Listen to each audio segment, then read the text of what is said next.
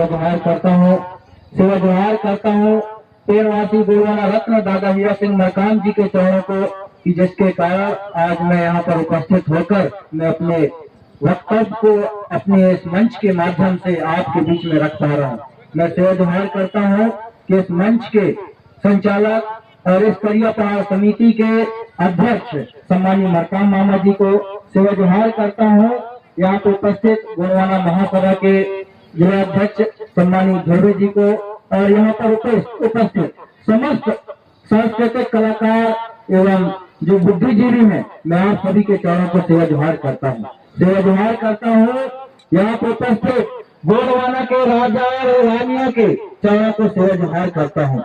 आप इस करिया पहाड़ यात्रा में आपने अपनी महत्वपूर्ण समय निकाल कर इस कार्यक्रम में और इसके साथ साथ अपनी पूर्ण शक्तियों को अर्जी लगाने के लिए आप सब यहाँ पर उपस्थित हुए हैं।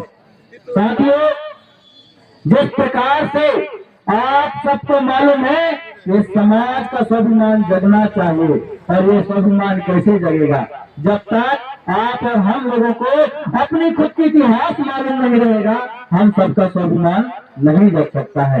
गोलवाना के राज और काल में आप सबको मालूम होना चाहिए कि सोने के सिक्का चला करते थे और वो वही राजा संग्राम शाह और राजा हृदय शाह हुआ करते थे। साथियों, गोलवाना के राज में दूध की नदियां बहा करती थी, सोने के सिक्का चला करते थे, घरों में ताले नहीं लगा करते थे, क्योंकि उस समय इतना समृद्धशाली वो गोलवाना हुआ करता था कि चोर और तक के नहीं हुआ करते थे। साथियों, ऐसे गोलवाना के काल में हम लोगों ने इस धरती पे हमारे पुरखाओं ने राज और काट किया है, और आज हम उन्हीं राजा और महाराजाओं के बेटा और बेटियां यहाँ पे इस मंच के समक्ष बैठे हैं, और आज हमको मनरेगा में काम करने पर मजबूर हो गए हैं।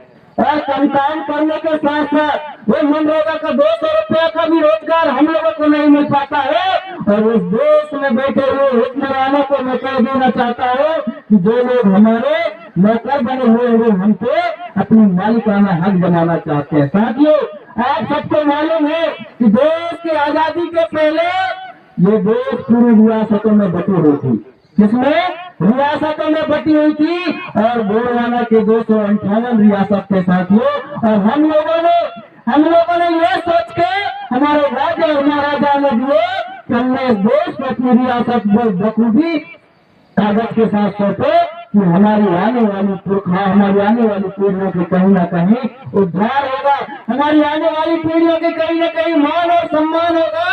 इसी तारतम्य में साथियों, जब नेहरू जी का शासनकाल था, उस दौरान हमारे राजा लाल श्याम शाह जी हुआ करते थे, जो ताना बरस के राजा थे। ताना बरस आपके महाराष्ट्र और छत्तीसगढ़ और मध्य प्रदेश के बॉर्डर वाला क्षेत्र था। साथियों, उस दौरान जब उन्होंने इस गोलवाना के मान और सम्मान के चलते, अपने राजा और महाराजाओं के मान और सम्मान के चलते उन्होंने गोलवाना राज्य की मांग रखी। साथियों, और उनके गोलवाना राज्य के मान को, क्योंकि आप देख रहे होंगे जिस प्रकार से अभी देश में हमारे माननीय भाजपा की सरकार और मोदी जी की सरकार है, और जिस तरह से मोदी जी की तूतू बोलती है, उस समय कांग्रेस का शासनकाल था और नेहरू जी की तूतू बोलती थी। साथियों, वह राजा लाल श्याम शाह जी ने वह सदन में गया और गोलवाना राज्य की मांग किया, इसलिए क्योंकि हम लोगों ने 258 रियासत इस देश को सौंपा है।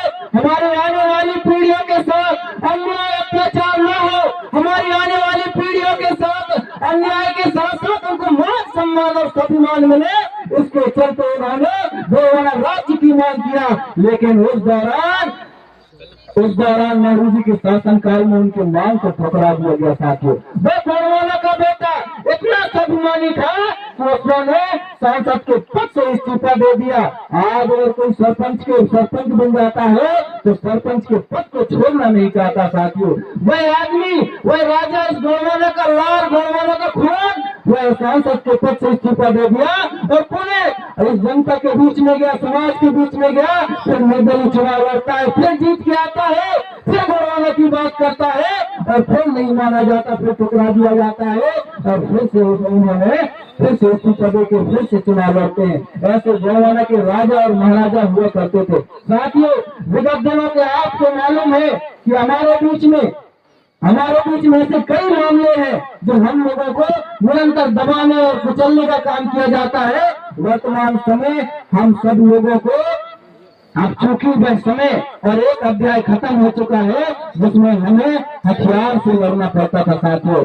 अब हमको कलम और शिक्षा की लड़ाई जारी रखनी है। और आप लोग सब सुन रहे होंगे कि अभी अभी निरंतर हमारे बहुत सारे यूट्यूब में जो डालते हैं, जो हमारे नए नए युवा साथियों हैं, इनसे मैं एक बात कहना चाहता हूँ।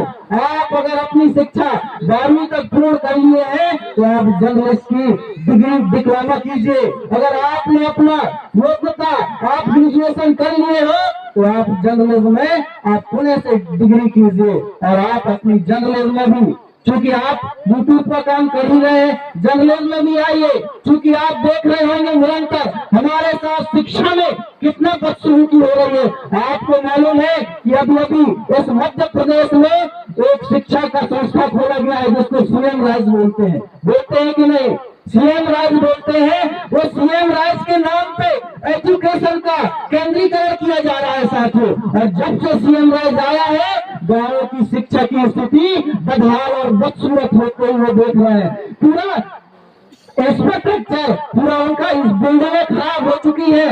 पूरी की पूरी शिक्षा की नींव खत्म हो रही है साथियों। और आप एक तय मान के चलिए कि आने वाले समय में जो आपका सीएम राज है उसको अगर सरकार प्राइवेटकरण कर दिया तो हमारे पास क्या रहेगा साथियों। इसलिए हम सब लोगों को इस बात को ध्यान में रखते हुए ये ध्यान भी लेना है, हमारे समाज के जितने प्रबुद्धजन हैं, चाहे वो शासकीय सेवक हो, सामाजिक लोग हैं, चाहे वो किसान और खेती करने वाले लोग हैं, मैं उनसे आग्रह करता हूँ कि कम से कम इस समाज के माध्यम से आप अपना खुद का एक स्कूल खोलिए साथियों। और हम सब उसमें सहयोग करेंगे। और स्कूल खुद का होना चाहिए जिसमें हमारी आने वाली पीढ़ी अपना शिक्षा के साथ साथ संस्कार भी निःशुल्क प्राप्त कर सके। क्योंकि हम दूसरों के स्कूलों में, दूसरों के स्कूलों में और दूसरों के धार्मिक संस्थाओं में हम यह अपेक्षा करते हैं कि वह हमारे संस्कार को सीखे साथियों। मैं एक बात और कहना चाहता हूँ। बहुत सारे लोग कहते हैं कि हमारे लोग मंदिर में जाते हैं, हमारे लोग मस्जिद में जाते हैं, हमारे लोग कहाँ जाते हैं? चर्च में जाते हैं। जब आपका शिक्षा का केंद्र ही नहीं है, जब आपका आस्था का केंद्र ही नहीं है तो स्वाभाविक रूप से हमारे लोग दूसरे जगह की आस्था और शिक्षा के केंद्र को अपना आस्था और अपना शिक्षा का केंद्र बनाएंगे। आप देखिए देश के अंदर अगर प्राथमिक एजुकेशन है वो सबसे ज्यादा मजबूत वो क्रिश्चियन लोगों के पास है कि नहीं? आप देखिए उनके पास सबसे ज्यादा मजबूत एजुकेशन सिस्टम है, उनका धार्मिक तंत्र भी मजबूत है।